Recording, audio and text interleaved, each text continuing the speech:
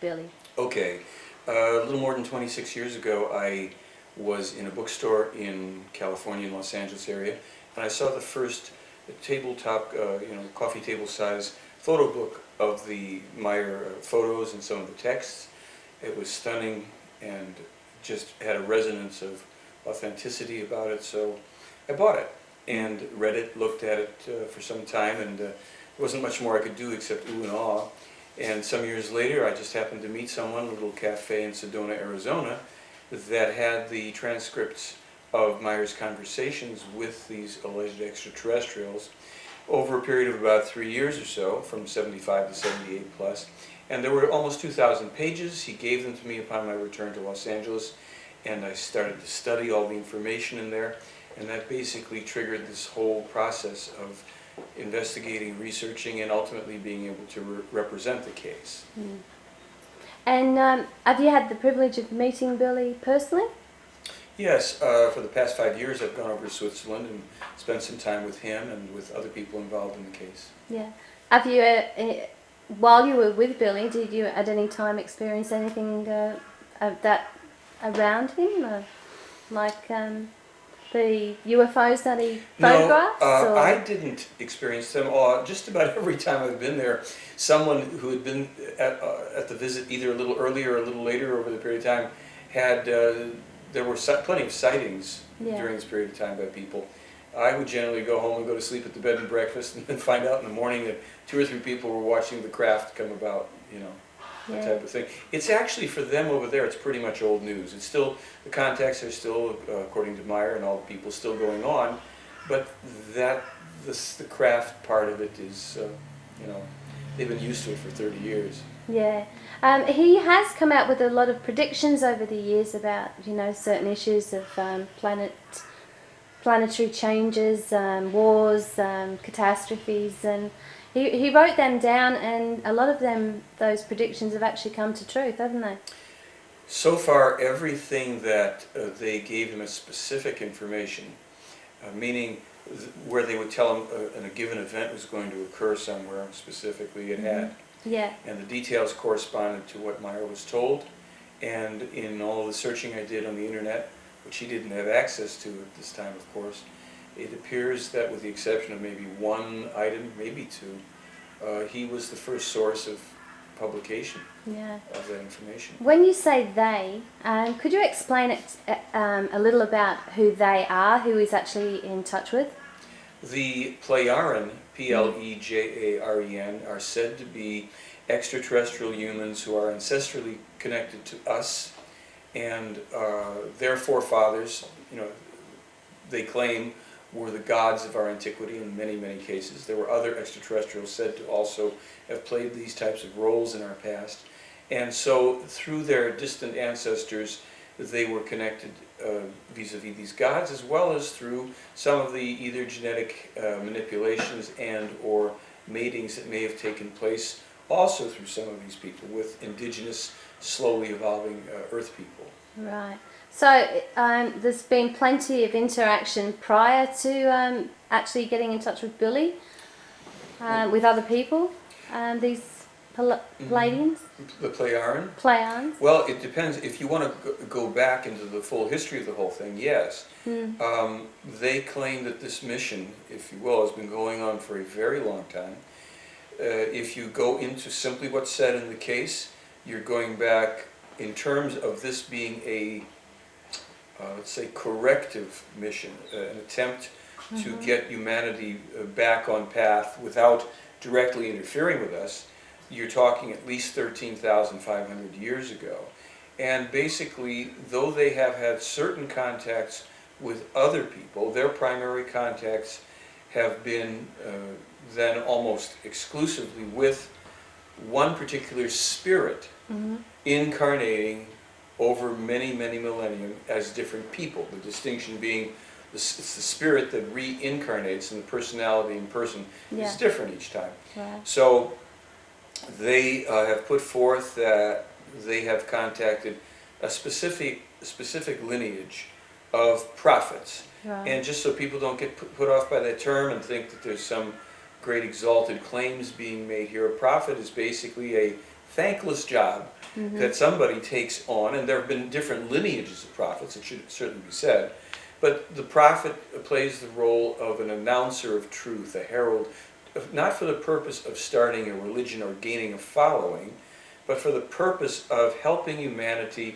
to become aware of errors in beliefs, in conduct, in outcomes that are as yet unforeseen by humanity, being somewhat blind as we may be to how the universe really works, that is through the laws of cause and effect primarily.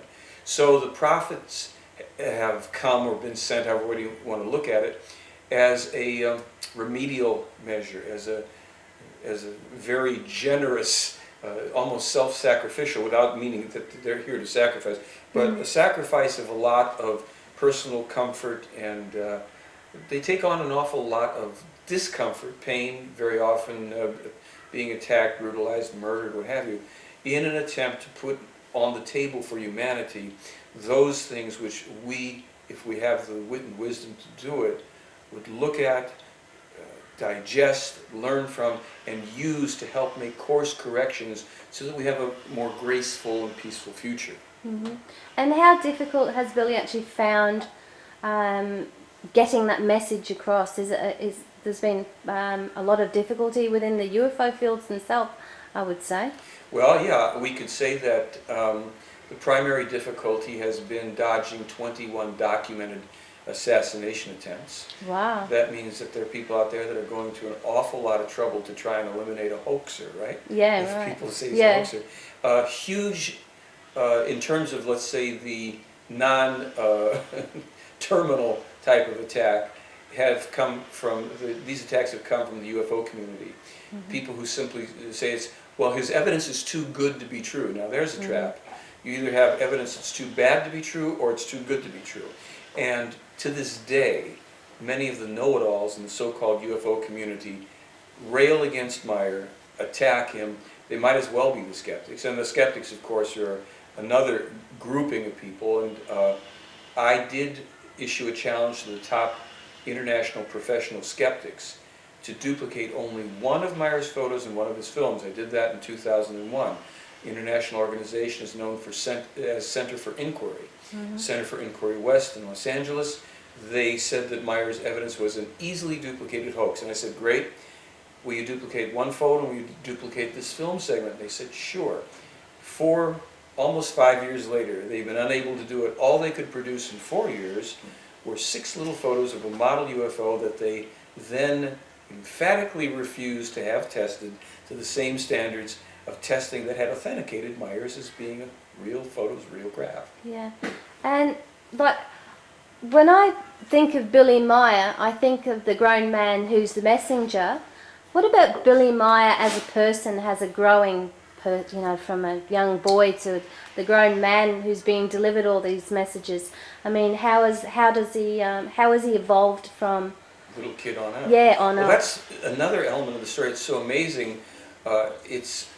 It's beyond comprehension in a sense, because his contact started when he was only 5 years of age, and they were not abductions. They were voluntary, and they remain voluntary, face-to-face, on board, on planet, wherever, contacts with these humans from another star system. Over the years, well, to give you an example, his first teacher was a man named Svath, S-F-A-T-H, Svath, and he helped work with Billy from the age of 5, I think perhaps up to about, I'm forgetting the exact thing, it was something like 11 years, maybe 14 years of age, something, I haven't written down, but I don't know all the that's dates. all right. So he told him, not only did he tell him amazing things, he gave him future histories, coming events, prophecies, predictions. He worked with him with devices that were placed on young Edward's head. His given name was Edward Albert Meier. And by the time Meier was 7 years of age, he had the thinking capacity of a 35-year-old man, which brought him enormous difficulties because he was really becoming an odd fellow. Yeah. Since he couldn't confide in anybody except one man, the parish priest, Father Zimmerman, he certainly couldn't tell his playmates, even his family for a long time, what was happening to him. So he ended up being truant, being put in delinquent schools for periods of time, thrown out of classes. All this time he's having experiences that no human being has had to this day, conscious, voluntary, mind-expanding experiences. When he's 14, Meier published a letter of Spath's information with the help of Father Zimmerman and sent it around to 3,000 different people and parties around the world, laying out prophetic information about the events, many of which are happening right now. And he was totally ignored. Totally ignored. 1951. 3,000 letters. That's 50, as of today, it's 54 years ago. He sent this out. And when you see what they had, indicated at that time specifically, enumerating all these different specific things that were coming our way, you go, gee, why wasn't there one person or one party of 3,000 that took this seriously enough to start to, open their minds? Well, do you think it was because of his age at the time? it could have been, but then again, these letters were sent out. Maybe they didn't know how old he was, but maybe people just wrote it off as fanciful stuff. And in the ensuing, shortly thereafter, Meier joined the French Foreign Legion. He was like only 15 years of age or something. He didn't like it. So in 6 months' time or so, he walked out across the desert. Very few people, little emphasis there for drama, but very few people ever survive leaving the French Foreign Legion, let alone walking across the desert to get out. On top of that, he met many of the world's major players, people who would become world leaders. He met, when he was 10, Spath took him to meet Gandhi one time. Yeah, actually, I've read that Gandhi saw a UFO. It's probably right there. See, I didn't know that part. Because I wondered, had Gandhi ever said anything to anyone else? So apparently he did. Meier met everyone from Gandhi to Saddam Hussein. Wow. Tito, the Shah of Iran, King Farouk. I mean, the most amazing variety of people. And of course, they were at various stages of ascendancy of power back in the late 50s and 60s. How did that come about, to actually be from a man in the country in Switzerland to becoming to meet world leaders? I mean, how was that transition? Well, let's remember he was prepared for this task by people who were, if they exist, they're pretty advanced. And being pretty advanced doesn't mean just that they have craft that fly around. It means that they are advanced in their sciences, in their psychology, in their ability to transfer information, to teach. And he is said to be the current incarnation of a very old spirit, so the capacity to work with that person, that young person, to bring him up rather quickly through the ranks of experience and knowledge. When you see the photographs, as we'll be showing them tonight, of Meier when he's 20 and 25 and all in all these different countries, you see a very worldly individual who's not just the little smiling, 5 or 8 year old boy that we first see. He's a man that traveled through 43 different countries on foot, 155,000 miles, picked up and did about 300 and some odd jobs in his time of learning and traveling. So he had been given certain impetus and direction, let's say. He had inside of himself a consciousness that was very advanced, so he appears to be a very just simple, regular fellow, and does to this day. So perhaps with a little help from the Plejaren and his own wits, he wound his way around places and to meeting people. He made himself of service to different people as a translator or a private detective, a snake catcher, you name it.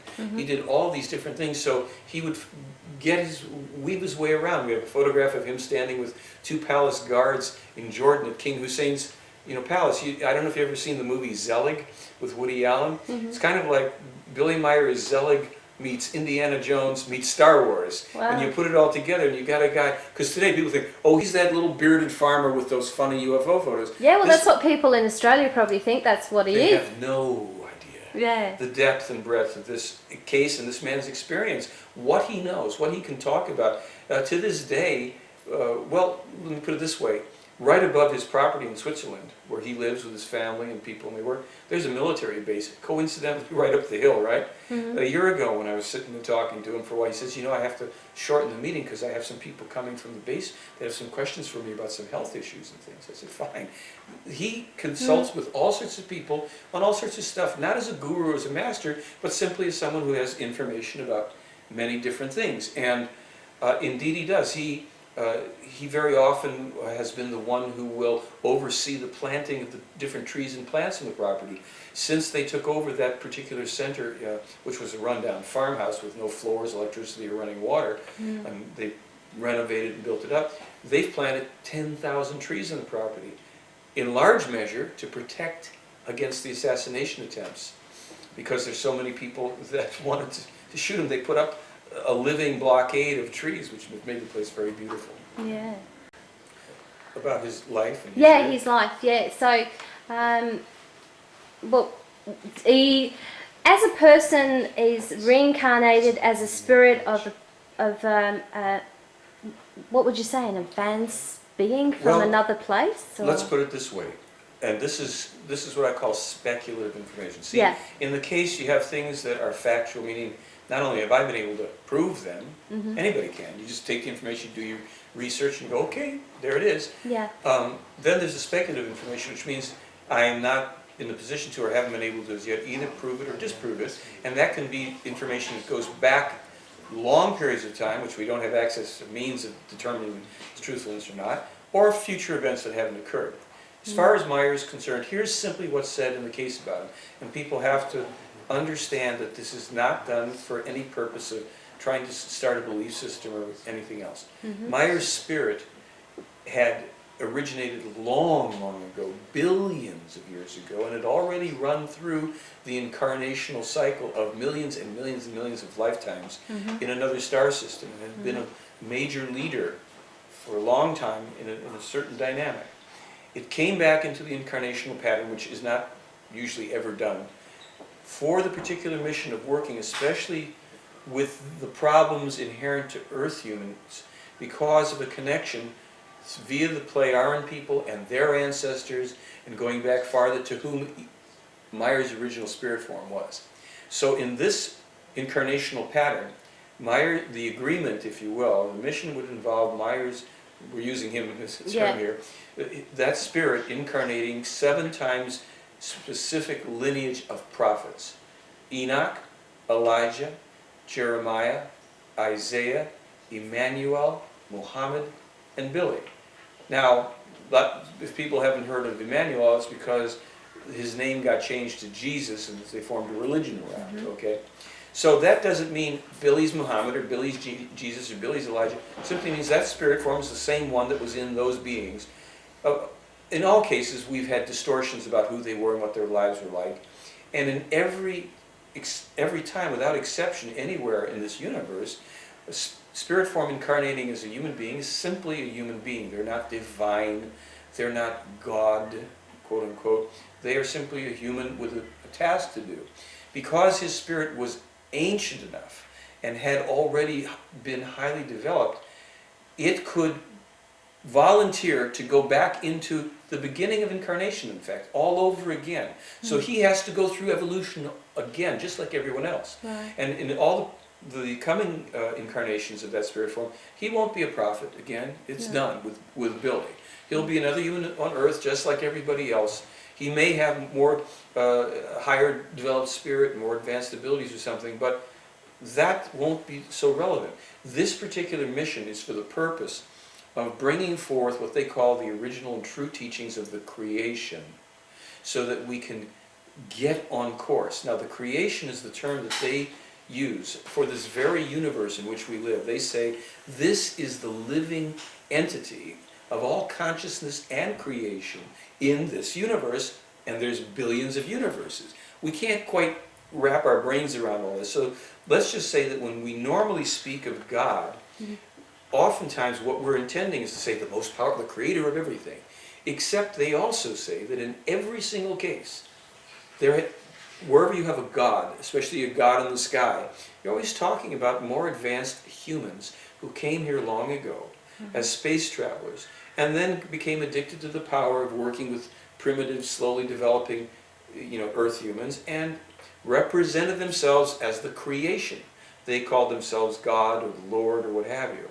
And a huge part of this Pleiadian mission is to get us out of this mindset, so that instead of behaving because we are run by our beliefs, that we will trouble ourselves to start to think, to examine, to reason, to incorporate logic, and to enter the age of knowledge and leave behind the age of belief, or beliefs as well. And that is a huge task. They see that this particular mission, this bringing this information once again, because it's not original teaching, this is ancient teaching. Once again, this is going to take 700 years to unfold. So how far down the track are we? We have 700 more years to go That's before we will become what they consider to be true human beings. So what we have to do is discard the belief and go on the search of knowledge, because that is what's going to make us grow universally, not a belief system, but a knowledgeable system of learning and growing, and in that sense, because beliefs cause problems. Cause big problems. Now, in reality, as we know it anyhow, beliefs are not that easily dismissed. You tell a world of 7.5 billion people, listen, get rid of your belief systems and let's get into reality and knowledge and truth. So crazy. You're nuts. And as we can see also, we have at least 3 major belief systems, maybe 4 or 5 ultimately, that are going to be warring with each other, as well as the secular thoughts generated nations and policies and peoples, and some of whom will also be aligning with beliefs. It's a mess because we're not operating on truth and knowledge, empirical knowledge. For instance, I say to people, do you believe in gravity? And someone will say, yes. And I say, well, why? What do you need to believe in it for? It's a fact. You don't have to believe in it. You have to acknowledge it because it's real. The problems with religion, without meaning to offend anybody's beliefs, but you know what? On the other hand, I don't care if I offend beliefs, because I don't care if anybody offends my beliefs. Someone would say to me, well, you believe this and so and this and so. And if they identify something I believe in, I'll say, well, okay, well, let's look at it. Well, you're right. That's just a belief. We all have beliefs. And sometimes people confuse values with beliefs. They say, well, you believe in good, this, that. I say, well, those are values I hold of human conduct. So if you go back to this idea of religions, let's say you've got 6 holy books or so, I don't know, the Old Testament, the New Testament, the Quran, the Bhagavad Gita, the Book of Mormon, Buddhist text, Tibetan Buddhist text, whatever, and you put all those in a nice big old long table, and you get 100 people that don't have any religious beliefs, and you say, we want you to come in, read each of these books, and I want you to line up behind the truth. You know, you're going to have people behind each one of those 6 or more belief systems. Now, right away you know that if that's the truth, then that can't be the truth, that can't be. So suddenly in terms of logic, we're going to say, well, logically speaking, we don't have exclusive truth here, even though each of you think that's the truth. Because there is truth in every belief system. But just like any other form of disinformation, it's wound up in control-oriented lies, rituals, superstitions, and hocus pocus that people get fed lock, stock, and barrel, and in our innocence, our fear, any number of things, we adopt a belief system. And I happen to think that a lot of people go into religions for actually good reasons. They want to be good people. We want to do good because we have a capacity. We're not inherently good, and we're not inherently evil. We are inherently a balance of positive and negative. That's the human spirit. It's a perfect balance, and it needs both to grow. We can't just be good. We have to also make mistakes, even deliberate ones, but we have to learn and then not repeat them. Hopefully most of the mistakes we make aren't deliberate. But that is not a fault of humanity. It's a mechanism. The problem is when religions say, you are sinning, and there's a punishment for what you've just done, and it's an eternal damnation and all the rest of this, and we become enslaved by beliefs instead of by logic. And it's very difficult. If your audience, if you are holding a strong belief system out there, and you hear this, you're going to think it's heretical, it's the Antichrist, it's demonology, all sorts of beliefs. You will be defending or attacking through beliefs rather than, well, what he's saying is simply what he's saying. I don't know if it's true or not true. How do I go about determining what truth is? And that's all really fundamentally what the case is saying here. It's search of knowledge. Go and get the knowledge, and then if you get the knowledge. And that will bring us to a natural peace. And peace is not passivity. Peace is dynamic, it's evolutionary, it's cooperative, it's challenging. War is easy. We just give in to our lower nature, to our aggression, to our fear, and we bash each other. So that's what Billy's actually doing. with some of his prophecies, though, he if you take belief out, right, and you've got the knowledge of what he said years ago and now it's come true, it's not that he had a belief, he had the knowledge of what was being told to him, what may happen in the future. Right, and in all fairness, he may have been told things that he didn't know would be true, Yeah. but he relayed the information. He Yeah. never said you have to believe this. No. Here's what is said. Type it out. Believe it or not. Or Yeah. observe it and Observe find it. out. Same. So when you get something as dire and heavy and dismal as much of the Enoch or Enoch prophecies are, you go, oh, why would I even want to know about this if this could happen? Then and this is how my own process, I looked at maybe 50 years worth of prophetically accurate information. You have to understand there's no junk in here. They laid it out and that stuff was occurring and still does, and things are still being validated and corroborated. You can almost, every month you're going to find 2 or 3 things. Meyer was told before that now are so-called new discoveries. Well, when I looked at that body of information, I said, wait a minute. What they've done here is they've given us the most amazing, most significant, unparalleled body of prophetically accurate information. That built a foundation of credibility.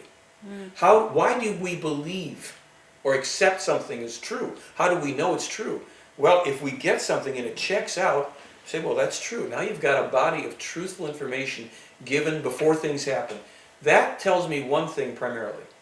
It warrants my attention to look at the warnings for today and tomorrow, because they've proven their accuracy and they're showing their intention. Their intention is they've taken 50 or 60 years slowly to say, here's how we build our credibility, and now we give you the thing we're trying to warn you about specifically. So if we as human beings have the wit and the wisdom, we will say, credible source.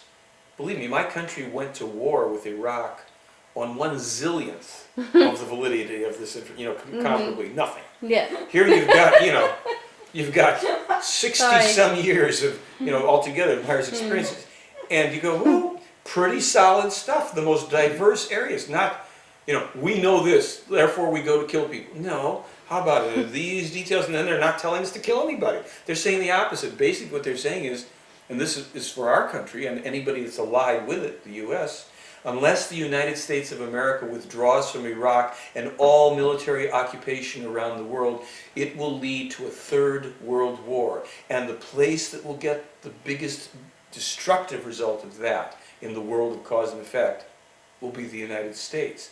Not a cheerful message for me or my fellows at home, but one that they successfully ignore so far. So that's one of the things that he's written. He delivered. That he delivered the message. Yeah, in the Enoch or Enoch prophecies, they foretell the destruction of the World Trade Center. They say this is only the beginning of even worse, more catastrophic events to befall the U.S. of a military/terrorist and natural disaster origin, devastation, destruction, and annihilation at an unprecedented level never before seen on the planet will befall our country if we don't stop the policy. Billy, as a human being, how does he cope with that? I mean, well, he mentally knowing that these things, the messages that are being given. Well, I would say it's a few ways. Assuming that he is as integrated in who he is as he appears to be, he's seen a lot over a long period of time, as have these play on people. They don't delight in this idea. They have emotions, they have feelings. They are not, untouched by the drama, but they cannot involve themselves. So knowing that humanity is moving in this direction is not a happy state for him. I've asked him, what else can we do? He says, just tell people to become peaceful. Show them the things we have to direct them towards that. And really, one of the core things, a new pamphlet that came out essentially demonstrates and proposes the simple premise that the wars have to first be fought inside of you. In other words, that's where the core teaching of self-responsibility comes. In this case, what they're talking about is self-responsibility. If we begin to become aware of our thoughts, our feelings, the impulses to action, and consciously notice what we're thinking, feeling, and doing, with education, such as is contained in this case, in other places too, where there are good philosophies and teachings of moral conduct and all the rest, we will not send out thought forms of aggression. We will not allow ourselves to be stirred up into hate and blind, anger and rage. We will not act those things out. We will think them through. We will struggle to come through a logical position. And this is not about pacifism, because they say every creature in creation has a means of defending itself, because there is always aggression. There's always attack. There's always a defense, because in the dynamic, I mean, we're talking about positive, negative, good, bad, light, dark, yin and yang, you need that for life to move, but there always must be a growth, a dynamic movement towards evolution and peacefulness, but that requires protection. So if people give up their means of self-defense, it's a spiritual crime. It's not only a right to defend yourself, it's a responsibility. If a person or a people discover that somehow they have bought into pacifism and we will always turn the other cheek, then we've misunderstood, because to allow yourself to be victimized is a spiritual crime. So it's very complicated. These people have weapons, they just don't attack with them, they defend with them. They loaned Meier one of their antique beam weapons. He put a hole in a tree all the way through an apple tree. Oh, could he have drilled it? Not likely. Why not likely? Smooth as glass all the way through. Everything in a straight line into the forest is singed. When the investigators go and measure, they say, well, that's a pretty good trick with a drill. Burned for as far as they could go. So they defend themselves, they protect themselves, because they're human beings. And no matter, as long as you're incarnate in some form, from a little microbe to a highly advanced human being, you have to be able to defend yourself. And that maintains their respect and, necessary. But you don't go and aggress. For instance, the United States of America, my country, in the last 60 years, we have aggressed 200 plus times, well over 200 times, all unprovoked, against other peoples and other countries that didn't attack us. The latest thing I just saw on the internet, I think it was the FBI went and assassinated a man in Puerto Rico.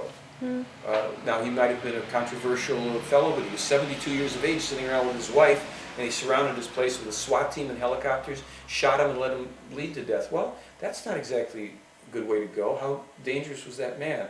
Hadn't attacked anybody. These policies, what happens is we forget one of the primary teachings that actually appears in religions usually, like do unto others as you would have others do unto them, and that which a man soweth, so shall he reap. It simply means the laws of cause and effect. Take away any religious overtones, and it means if you push something out, when you throw something out, there is always an opposite and equal reaction. It comes back in its own time.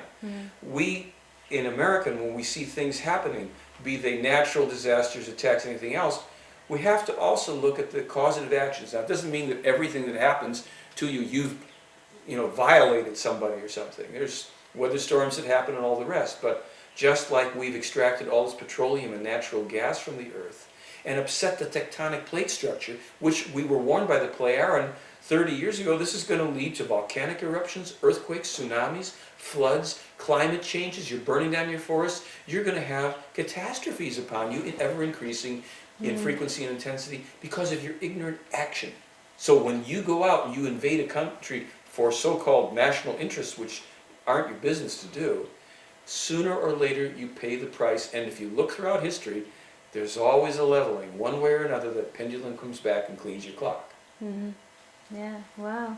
That's a big responsibility, getting that message over. Well, it's a law of physics. It shouldn't be so hard, but we don't teach this in school. We teach all sorts of mumbo-jumbo and either, hyper-religious or hyper-secular stuff that it doesn't accord with reality. Don't throw it out unless you, are willing to have it come back and hit you in the face. So if you're going to send out actions and thoughts, make them be the things that are preferred, that you'd like to experience as well. So that way we create peace by treating people as we'd like to be treated. There will be people that will be irrational, there's no doubt. As far back as in the 50s, they told Meier, there's going to be an upsurge of religious fundamentalism, craziness coming from many parties, and it's not exclusive only to Islam, but it is there. Yeah. It's in Christianity, it's in Judaism, it's in Buddhism, and it's in Hinduism. It's in all of these forms that start to polarize so much, and they have the one truth, and they're going to kill you if you don't take it on. Well, you can't just sit back and let people roll over you, but you don't invest in these people. You don't support them with your CIA and just try and direct them against somebody else, hoping they won't come towards you. It's complex. This is real life. There's no snapping of your fingers, but it's either we have the principles intact or we don't. Right now, we don't. Yeah. And you personally, right, you've taken on a bit of quite a big task, getting that message out for Billy. Well, I like it. How does that impact on you? I mean, public reaction? Well, as I say, the people that I've had the most trouble with have been the UFO researchers. Sorry about that. And the skeptics. You're in Australia now, you should be okay. Oh, well, I don't care. I don't mind it. Because you see, it's okay. You know, because look, I haven't gone through this. Billy's the guy that's gone through all this stuff. I'm a reporter. I'm a researcher. In a way, I don't take it personally. And if people are mad at me or the material, I think, well, let's deal with the question. Let's deal with the issue. Let's deal with the challenge. If you've got a good challenge, what you're going to make me do is work harder. If I work harder, I get in there to refine and find out, well, is it possibly wrong? Is there something I don't know? Or, oh my gosh, it's opening up even more stuff. And so when you come back to the skeptics, with this next layer of revelation that their own challenge has provoked, it's like they don't have enough fingers to stick in the dikes to plug the holes. You know, they're going, well, I'll stick my nose in it. You did. You stuck your nose in it. You know. So, in a way, I say to people, this is the easiest thing to do. Easy in the sense that it's there. It's not filled with lies that you have to keep. Billy doesn't have to sit there and go say, oh, what did I tell you last year? You know, oh, it's this. You ask him a question. If he doesn't know the answer, he says, I don't know. If he knows it, he tells you the answer. I tried to trick him, as I was talking to you folks earlier. I tried to trick him with something I'd asked him a year ago. The answer was the same, boom, just like that. And he's had quite a few conversations in a year, as we all have. He probably has had a few more. So you start to get a sense of a person's character and their truthfulness, and I consider it an honor to be able to simply report what I've found here. It's like, I don't consider myself some big cog in the deal.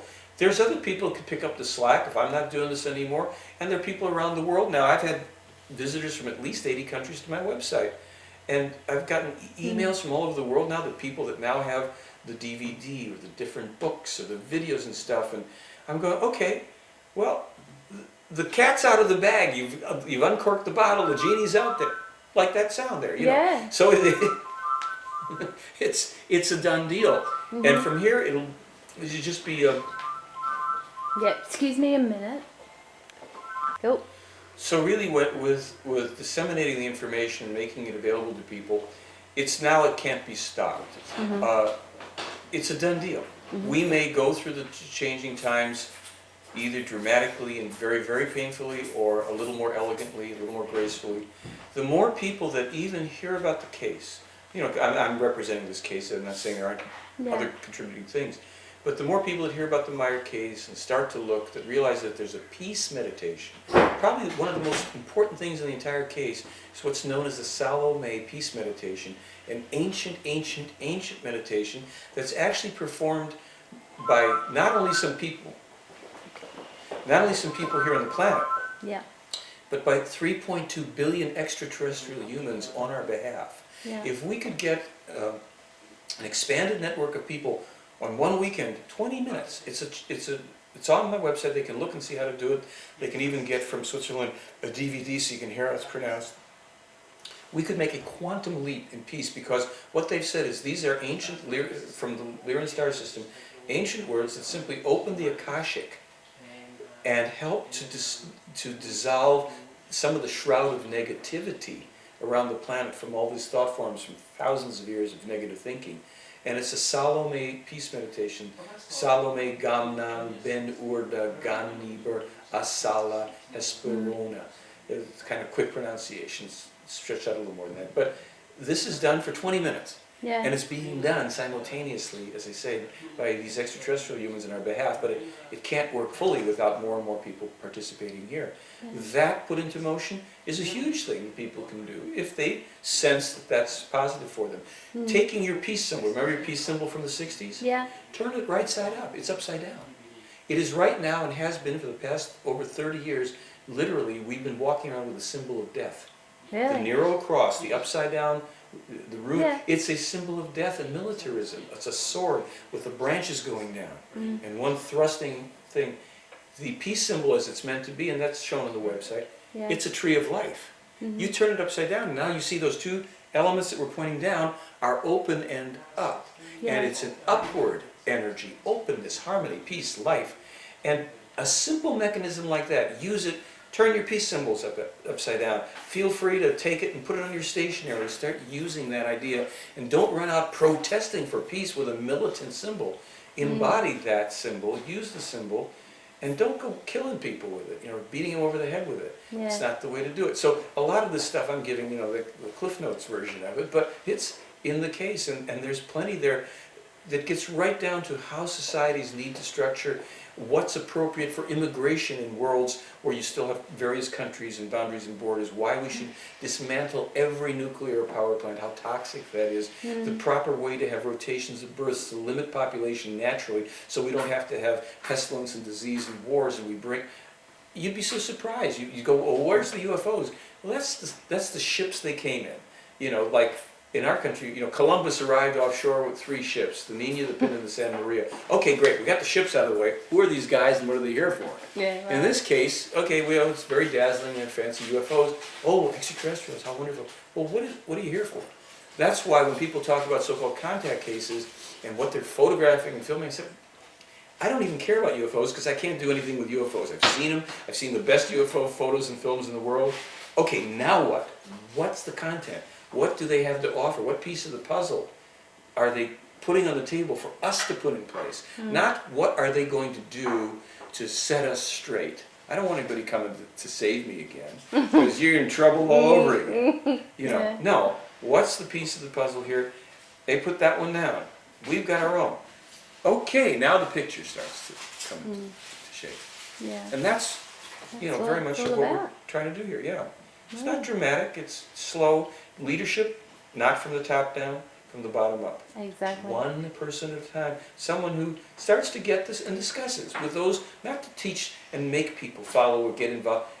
If someone resonates, if they're interested and you're talking, you start to create that network, that 100th monkey thing happens, the ripples in the pond, all the different stones are dropping. Now you've got these different interference patterns that are creating a web of strength in consciousness, and that will be the foundation upon which a new world, not a new world odor, but a new world gets built. Yeah. So we're leaving that idea behind. Yeah.